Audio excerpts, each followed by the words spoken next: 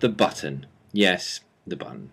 Now, I was incredibly lucky that I didn't lose any of these pieces because they're very springy, the springs especially, and very small. And also, when something comes apart and you haven't taken it apart before, you're unsure whether you've lost anything.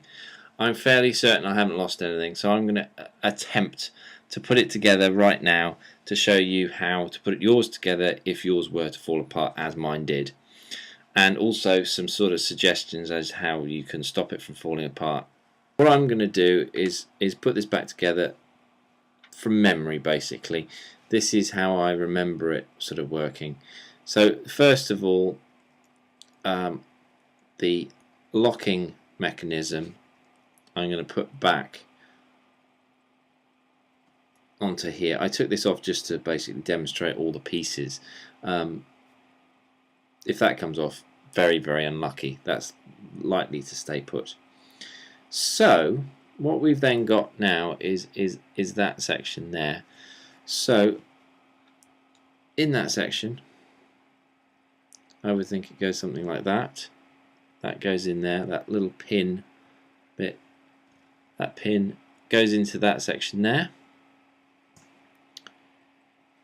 Into that we then add the springiness. So the spring then, just to show you, just drops over that center pin. So you're screwing the button on to that pin which holds the spring in place. Now that is the key to all this coming apart. It's the tightness of that center pin onto the button, the actual button cap. I'm going to attach that like that and just give it a good old twist. So that now is beyond finger tight, and that button is now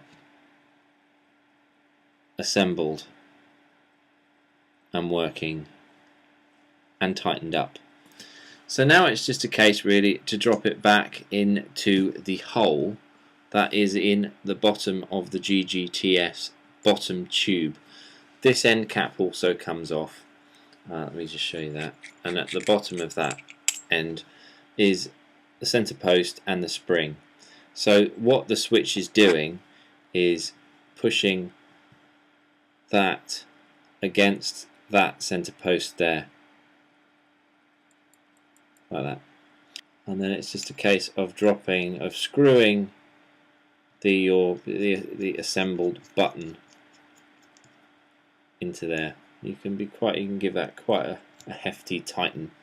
So the way I would suggest that you avoid that happening, you don't want any unwanted pinging of stuff around your place, and the possibility to lose that tiny little spring, because that means basically until you get another spring you can't use that device, it'll be firing.